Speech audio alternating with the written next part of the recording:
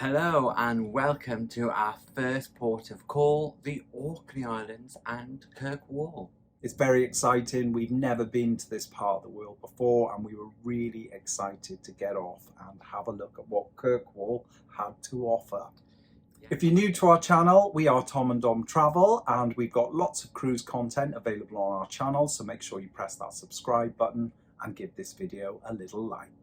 As it's a port day, breakfast closes a little earlier today, so instead of 9:30 at sea days, it's 9 AM. So unfortunately we just about missed the close of breakfast in the Buckingham restaurant. So we headed on up to the buffet instead, and the buffet was very busy. I think everyone had the same idea as us. Get up a little bit later and head to the buffet. The buffet on board the Borough market is slightly smaller than we're used to, but I suppose that goes with the size of Ambience. It was incredibly busy. We did have to walk around a couple of times to find a table that was available. We did manage to find a nice little spot, and then we headed to the buffet to have a look at some of the offerings that are available for breakfast. The buffet on Ambience is laid out slightly different to the usual buffet, whereby you have different stations offering different types of food, and you head to that station, wait in the small queue if there is a queue there, and then collect what you want. So for example, there's a station for cereal, there's a station for eggs, there's a station for hot food, there's a station for fruit. So lots of different things available. Given this is a small buffet, the choice is very good. And what's really impressive is onboard Ambience in the Borough market, they have a dedicated vegan section for breakfast, lunch and dinner. First things first, I went straight in there for a hot breakfast, and I had a bacon, sausage, beans and hash brown. All very good. Really tasty. It's the same things you get in the Buckingham restaurant, although buffet's not our favourite way of eating because we tend to eat on our own. Because once I'd gone to collect my breakfast and sat down, Dom got up to collect his. So I mean, I was eating mine on his own. We always feel like in the buffet, one of us has got to stay put to safeguard our table from other passengers. I chose to start the day with some fruit as well as a bowl of cereal, really fresh, really tasty. And then I went and had a cooked breakfast, some hash browns, beans, and some proper British bat bacon, which was delicious. And as we said before, tea and coffee is available 24 hours a day, completely free here in the Borough market on board Ambience. But at breakfast home, juices are also available. So we both had a fruit juice, you had orange, I had a multivitamin fruit juice, and both had a tea and a coffee. Once we finished our breakfast, we headed back to our cabin just to pick up a few bits and made our way down to deck 5 to the gangway to get off and explore Kirkwall. Kirkwall port did put on a rather unusual gangway that didn't make it very easy to disembark. Nothing to do with the ship, but it was gangway that they were provided that kind of had 2 ramps down either side and a very small bit in the middle, didn't it? Steps in the middle, but it was very narrow. So it was quite awkward. There were some people trying to do it, balancing, yeah. But once we were down there, we then jumped straight onto the free shuttle bus that was provided by the Port Authority, and within 10 minutes we were on the road heading towards Kirkwall. The bus dropped us off right in the centre of Kirkwall town by the Tourist Information Centre. We went in, had a look. There are various tours and excursions that you can pick up from there, so that's quite a good little hint. As myself and Tom had pre-booked an excursion for the afternoon, we just wanted to get off, have a look around Kirkwall and see what it was all about. First of all, just had a little wander towards the main shopping street, popped in a couple of shops, and there was quite a few familiar brands. Kirkwall is the capital of the Orkney Islands, so you'll find the vast majority of stores that are around UK towns and cities. From there, then we headed off towards the harbour and had a walk around the quite large little harbour area, right out towards the coast, towards the sea. And it was quite windy when we got there. Very windy. Kirkwall serves as the major port town for ferries and also goods and supplies. So the port is really large, very busy, really quite interesting to sit there and watch all the ferries come in and out. Yeah, we saw quite a lot of those lifeline ferries coming back and forward. So they are quite frequent by the sounds of it. From the port then we headed back through the town towards the cathedral because we wanted to have a look in the cathedral, but by the time we reached there we found out that it was closed for the morning for a funeral. So unfortunately we didn't get a chance to look inside on this occasion. From the outside though, it did look absolutely spectacular. A number of war memorials are located outside the cathedral as well. And just across the road, there's also an old ruined church that we had a quick walk round and have a look. During peak seasons, you are able to go inside the ruins and have a look. You do need to pay for a ticket. Unfortunately, because we're visiting outside of the season, we were unable to do that. Yeah, so we could just walk around the outside and around the gardens and then head off. After that then we were heading back towards the information centre and we spotted the Kirkwall Museum and we headed in, and my gosh, it's like amazing there. It is bigger than it looks. It's like a TARDIS. And there are so many different rooms, lots and lots of interesting artefacts, basically stretching all the way through time, right back from Neolithic times all the way to the 20th century. Lots of information in there, lots of artefacts. It's a great place to spend some time, taking your time to look around. It's completely free, there's no admission charge, and like Tom said, there is so much to see in there. It's an absolutely fantastic focal point of information. That was our whistle-stop tour of Kirkwall, because from the museum we headed straight back to the visitor centre, where we managed to board one of those big bendy buses that they'd provided straight back to the ship. The reason being why we didn't spend any more time in Kirkwall is because we've got another excursion booked this afternoon. After a quick 10-minute drive back from the centre of Kirkwall, we arrived back at Ambience, and myself and Tom were feeling a little bit thirsty, so as soon as we boarded we stopped off at DICKENS and got ourselves a couple of coffees. Yes, DICKENS is a great place to grab those premium teas and coffees, and if you've got the expedition package like us, then they are included. After spending some time down in DICKENS, we headed up to the Borough Market once again to grab some lunch. As we had an excursion booked, we didn't really want to risk a formal sit-down dinner in the Buckingham restaurant, so we thought we'll go up to the Borough Market buffet and just have a quick lunch. We managed to find a seat in saffron. Saffron is one of the specialities on board Ambience, but during the day and morning it is just an extra space in the buffet. For lunch then, I grabbed some pasta first of all from the buffet, gave that a try. Really tasty, tomato and herb pasta. Small portion for me because I just wanted a little taste, but it was nice. I also went for the pasta and some calzone. They've got a dedicated Italian section in the buffet, which is absolutely fantastic, where you'll find pizzas, pastas. After my pasta and calzone, which were absolutely lovely, I then went back to the buffet and picked up some crackers and cheese because it was just too tempting not to, and it was absolutely delicious. While I was up and around looking, I also picked some mixed berry crumble and custard up for myself and Tom. Yes, we enjoyed that mixed berry crumble for dessert. Again, fantastic. Really enjoying their desserts on board. To wash all of that down, there is waiter service in the Borough Market, and we had a couple of Cokes. Proper Coke. Proper Coke, Not out of a Pepsi. can, topped up a couple of times. Really, really nice. And that was our lunch. We then quickly hurried to sort of get ourselves ready for our excursion. Before we made our way back to our room to pick up our bits though, I did pick up some of those calzones. One of the criticisms on board is we're finding it quite difficult to get a late night snack.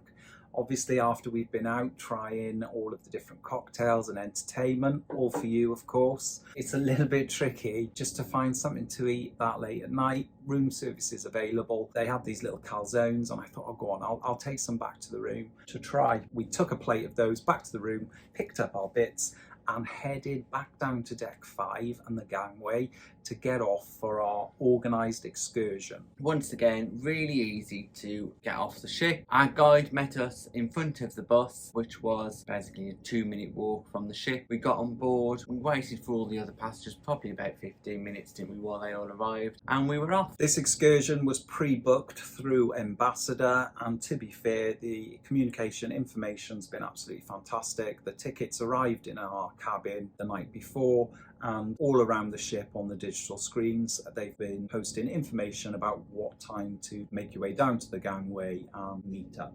And those times are also available on the all aboard information sheet that you get every day delivered to your cabin. Once we were on the bus and we started heading off, Our guide, Pauline, was super friendly, very, very knowledgeable, and from the minute we were going, she was giving us facts about Kirkwall, the other Orkney Islands, what locals do, what they say, different words that they use. Really, really informative. Full of facts and information. Our first stop then was the Rings of Brodgar, if I'm saying that correctly, and it is a Neolithic stone circle set up in Orkney. By the stones there's a large tourist car park that can fit a few coaches. It was quite busy when we arrived. Pretty much you get off and you walk around the stones, around the burial mounds if you want to. Just really, really interesting. Dotted around are boards with information. It was a really interesting excursion.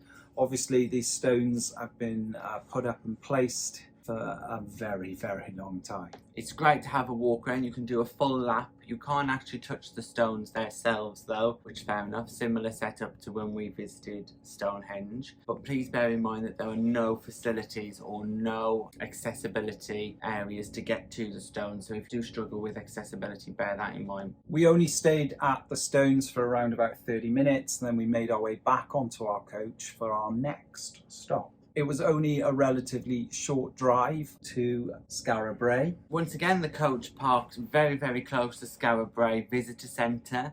Now, different to the stones, that the Skara Brae Visitor Centre does have toilets, a cafe, a place where you can stop, sit down, so it's much, much better. The walkway to Skara Brae itself is quite a distance from the visitor centre though.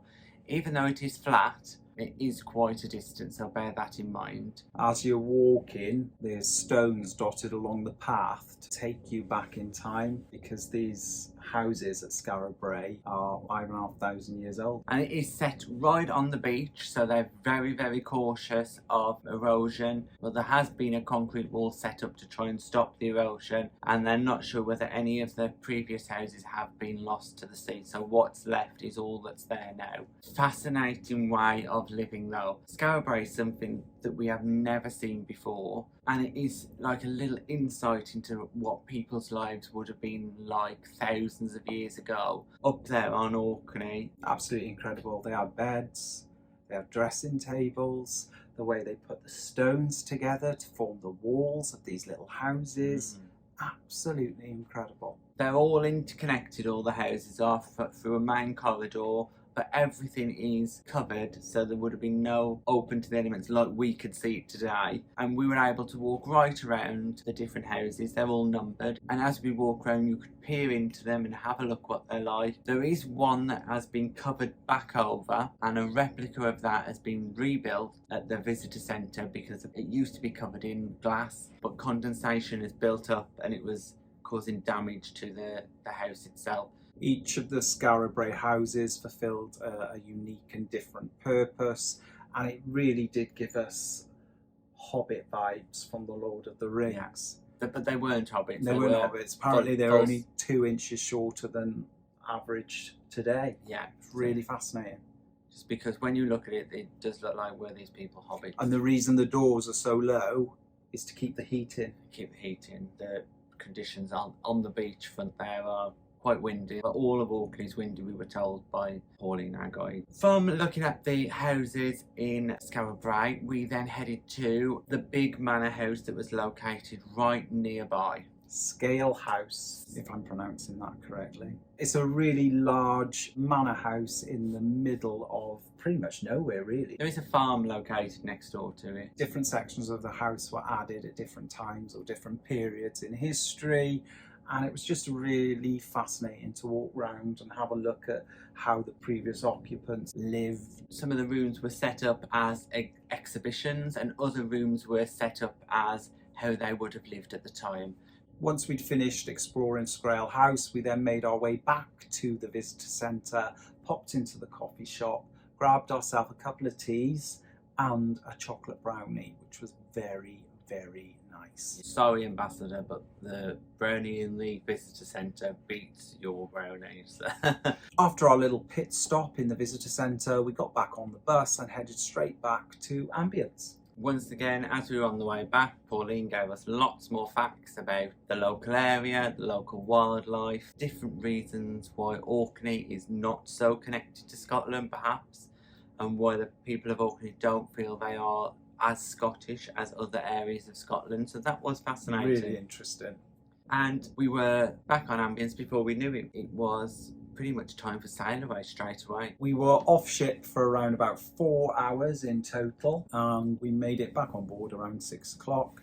Before going to the room and getting ready for the evening, we did stop at Dickens, but this time to get a couple of those hot chocolates that we were eyeing up. Yeah, the hot chocolates were really good, and it was just great to bring a drink back to the room so we could have a premium drink while we were getting ready.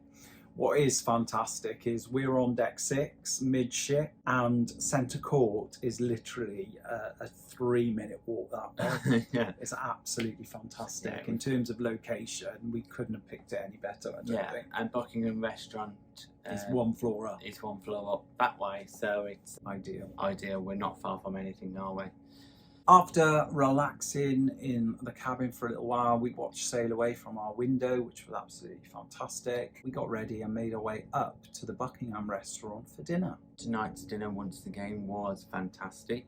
We sat in our allocated seat at our allocated second sitting time of 8:15. Tonight's drink of choice was once again the signature red wine, which we both really enjoyed at the previous night, so we went for that again.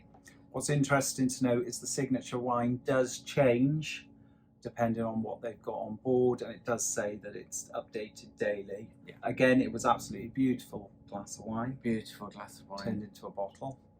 For our appetisers this evening then, we both opted for the chicken pops, which were chicken on the bone with a southern fried coating.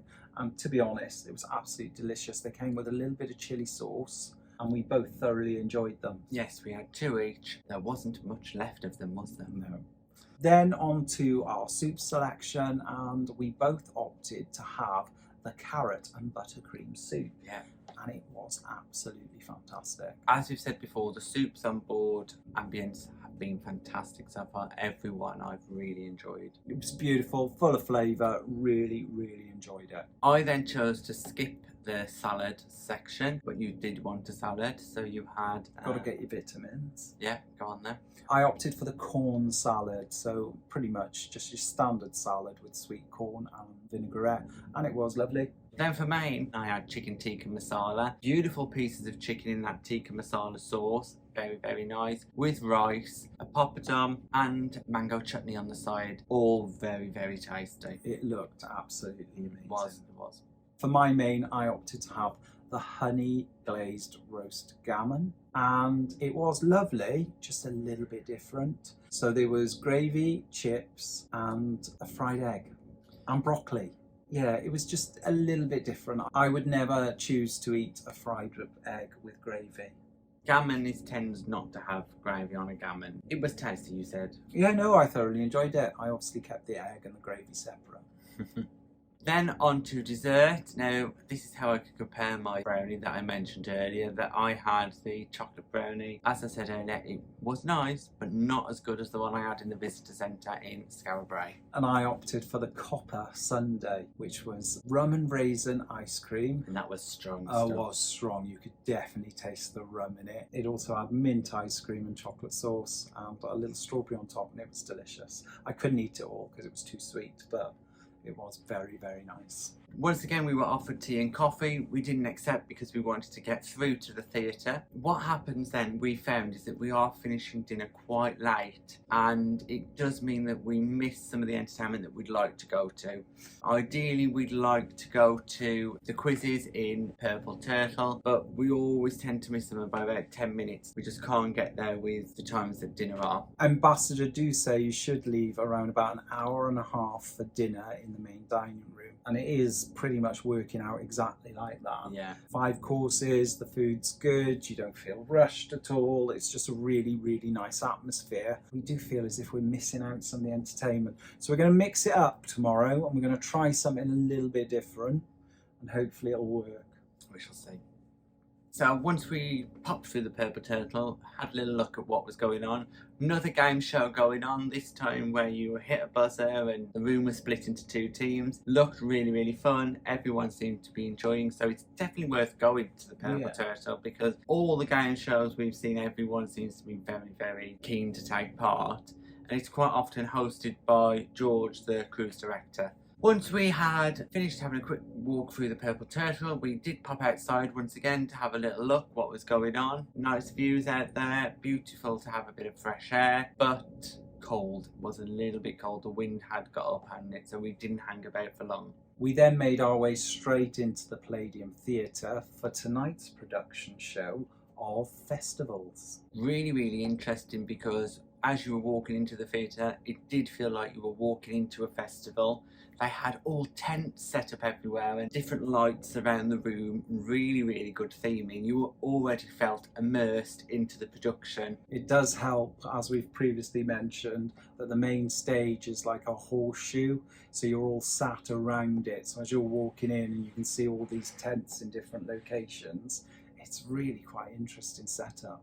The show itself was fantastic. They did different festivals going back from the 50s, 60s, 70s, 80s up to modern day. Things like Glastonbury, V Festival, Woodstock. Lots and lots of different things. All songs that everybody would be familiar with, right up to modern day songs, because they sang a bit of Adele. Really, really good fun. Great production, no expense spared, and it's great that they're using the actors on board. Yeah. Candy was part of the production today, and she was one of the onboard actors, and they're using her to drive the story forward, so it's not just a musical production number, there is a story there. At the end of the show, they introduced us to the show cast one by one, which was great. We learned some facts about them, where they were from, and George, the cruise director, asked them each an individual question, which meant we got to know them a little bit more. This was really good, but it finished roughly about half 11ish, so quite late. What that did mean is Dom was furious because he missed the canapes. He missed all his canapes, so there is no option to get any other food on board. Apart from room service that you have to pay for. And yeah, if you want to pay for it, you could get room service. So that is one of the only things that we do dislike. Even though we had all that meal at dinner, that people say to us, oh, why did you have that? Well, you have 5 courses. But we've had a few drinks afterwards, and we do like a little snack. Other ships do it differently. MSC does fantastic pizza. We had cheese and crackers on P&O. Doesn't really matter, but it was just something that's available to have to eat, because if you're in that late night theatre sitting and it goes on a bit longer, you've missed all options. But we did. We headed up to the Observatory Lounge for karaoke. Yes, we didn't take part, but we were keen observers. There were some really good singers on board today. We did only catch the last 15 minutes of it though. As we said, because we were in the theatre, that's all that was left. We tried a few cocktails from the menu, which was quite nice. Yeah. Some tequila sunrise, yeah, which was very strong. Yeah, I had Harvey Wallbanger. And that wasn't very nice. You weren't keen on that at all, were you? No. We're sampling them all so we can find out which is the best. For you. And then after karaoke, it was once again late night disco with DJ Ryan. Again, doing his best. The numbers do get lower as the evening gets later. And to be honest, we are tired as well. We've had full days. So. It was interesting because the previous night was the ABBA Cabaret and it was standing room only in there. When we got in there this evening, we didn't have any trouble. Right at the front of the stage. Completely different than the previous night. We stayed in the Observatory Lounge and Late Night Disco round about 12:20. Reason being is we've got to be up early tomorrow because we've got a full day planned for INVERGORDON. We're only in port from 8 till 2. So we needed to just make sure that we were adequately refreshed. So once again, we made our way out across the pool deck towards the buffet and that 24-hour tea and coffee station that is available. Grabbed a couple of teas and headed back to the cabin. Fortunately, I had those mini calzones that were left that I took to the cabin earlier. I quite enjoyed them. And after that, It was bedtime. Tomorrow we are in Invergordon, where we've got that short space of time, so we've got to be up early and head out on our excursion before we sail away really early at 2 p.m. We are going on the hunt for Nessie.